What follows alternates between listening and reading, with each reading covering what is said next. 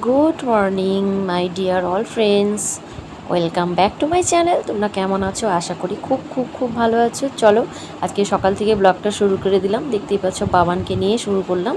বাবান খাচ্ছে ম্যাগি, আমি খাচ্ছি ছাতু মুড়ি। আজকে অনেক দিন বাদে একদম ক্যামেরার সামনে চলে আসলাম। কি বলবো, কোনো কিছু বলার নেই। চলো পরে আসি।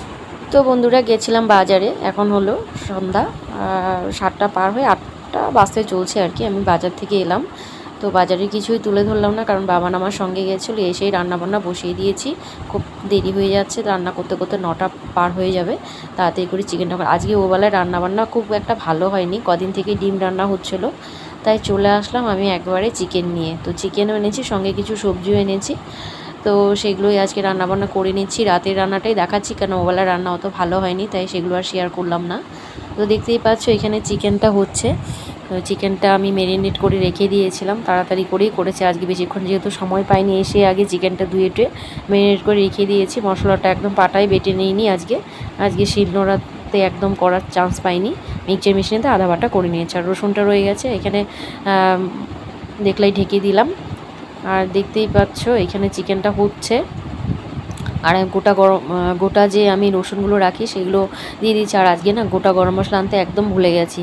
তো আজকে চিকেনটা মনে হচ্ছে গরম মশলা ছাড়াই রান্না করতে হবে। সারা ঘর খুঁজে দেখলাম, কোথাও পাইনি। তো চলো চিকেনটা হতে থাক। আর দুপুরেও দুধ রেখেছিলাম, তো সেই দুধটা নষ্ট হয়ে গেছে। তো আসার পথে আবার দুধের প্যাকেট নিয়ে এসে, তো সেটাও জাল করে নিলাম। আর এই যে দুপুরে রান্নাবান্নাটা একটু শেয়ার করছি। এই পরোটা সকালে বানিয়েছিলাম, মানে গোলা রুটি যেটাকে বলে, আমি একটু তেল দিয়ে ভেজেছি, চিনি তেল দিয়ে। আর এটা হচ্ছে টমেটো চাটনি, ওভারলার আর ডাল। এগুলো রান্না হয়েছিল ডিমের অমলেট দিয়ে আলুর ঝোল। তো দেখতেই পাচ্ছ। আর আমাকে একটু দেখিয়ে নাও, এই দেখো আমি এখনও ঠোঁটে লিপস্টিক দেওয়া, কারণ বাজার থেকে যেহেতু এসেছি। আর ওখানে চিকেনটা হচ্ছে, আর এক পাশে ওভেনে আমি গামছা দিয়ে ঢেকে দিয়েছি। তার কারণ হচ্ছে যদি তেল ছিটাটা না পড়ে, তার জন্য। যেহেতু গ্যাসটা পরিষ্কার ছিল, তো রান্নাটা আর জানো রান্নাটা দেখাতে ভুলে গেছি, তো খাওয়ার শেষে এটা দেখিয়ে দিলাম। তো চলো, খাওয়া দাওয়া শেষ হয়ে গেছে আমাদের। আমি কি করছি, এই যে শাখাগুলো না ভীষণ নোংরা হয়ে গেছিলো, এখানে তো খুব আয়রন, তো তার জন্য আমি একটু ঘষে নিয়েছি। দেখতেই পেলে কত সুন্দর হয়ে গেছে। আর এই যে কী এনেছি দেখো, এক প্যাকেট নুন, তারপর তেল, ডাল, চিনি, এগুলো একটু বাড়ন্ত হয়ে গেছিলো, তো এগুলো এনে এখন কৌটোতে ঢেলে নিচ্ছি। যে খাওয়া দাওয়া হয়ে গেছে, আমি এই ফাঁকে এখন তাড়াতাড়ি করে এগুলো ঢেলে নিচ্ছি। ওরা তো সবাই টিভি দেখছে, তো রান্নাবান্না যেহেতু হয়ে গেছে, খাওয়া দাওয়া হয়ে গেছে। আজকে একটু লেট হয়ে গেলো, 10টা পার হয়ে গেলো খেতে খেতে।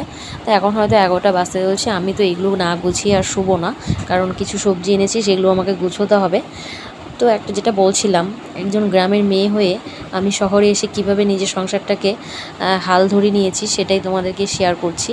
তো দেখো এখন সব কিছুই টুকটাক শিখে গেছি। আগে খুব কষ্ট হতো, প্রথম বাবান একদম ছোট ছিল, তখন খুবই অসুবিধা হতো। হাজব্যান্ড যেহেতু ঘরে বেশিক্ষণ থাকতে পারতো না, বেশিরভাগ সময় ও বাইরে থাকতো, তো ওকে কাছে পাওয়া না পাওয়া সমান ছিলাম। তার জন্য আমি এক এক করে কষ্ট পেতে পেতে এখন বলছি না, নিজেই হাল ধরি। তো আস্তে আস্তে আমি এখন হাট বাজার টুকটাক শিখেই গেছি, তো এখানে আর অসুবিধা হয় না। নতুন জায়গা যেহেতু, এটা তো আর আমাদের বাড়ি না, তো এখন চাকরি সূত্রেই থাকা আমাদেরকে, যাই হোক। তো এখন আমি টুকটাক পারি, মুদিখানা, সবজিখানা, যেখানেই বলো সবটাই। লকডাউনের পর থেকে তো আরোই শিখে গেছি। তো দেখো এই যে তেলটাও ঢেলে নিলাম ড্রামে। কিছুটা তেল হালকা ছিল, তাও আবার সকালবেলা উঠে যদি বাই চান্স না আনতে পারি। আর এই যে দেখো বাবান আমার সঙ্গে কী করছে, আমাকে বলছে মা ক্যামেরা, মানে অনেক দিন বাদে আমি ভিডিও করি, তো বাবার খুব মজা পায় ক্যামেরার সামনে আসতে। ওই দেখো আমার সঙ্গে কী করছে, মজা করে শুধু, জানো এরকমটাই। যাই হোক, আমার সংসারের কাজগুলো করে নিচ্ছি। আমার ভিডিওগুলো তোমাদের কেমন লাগে বন্ধুরা প্লিজ বলো, কারণ আমার ভিডিওটা তোমরা দেখছো। এই দেখো তেলের যে প্যাকেটটা থাকে সেটা অল্প শেষে থাকে, তো সেটাও আমি ঢেলে রেখে দিয়ে আমি ক্লিপ দিয়ে আটকে রাখলাম।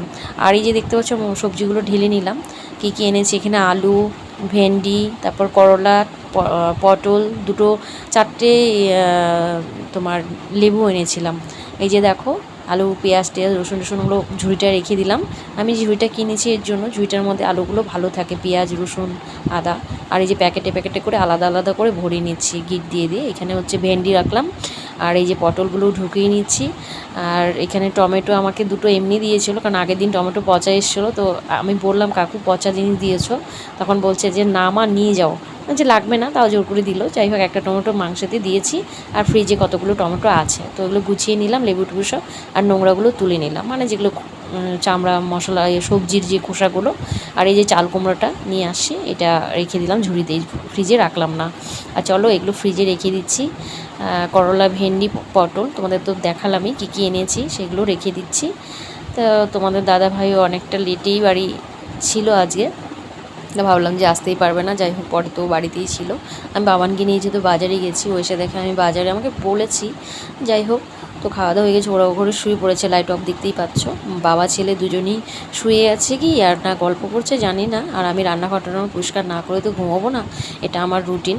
তো দেখতেই পাচ্ছ গ্যাস ট্যাস মুছে নিয়েছি। আর হ্যাঁ, তোমাদেরকে চিকেনটা আমি দেখাতে একদম ভুলে গেছিলাম, কিছু মনে করো না, আসলে এত খিদে পেয়েছে সবারই, তাড়াহুড়া করে ওদেরকে খাবারটা দিয়ে দিয়েছিলাম, তাই শেষে তোমাদেরকে একটু দেখিয়ে দিলাম।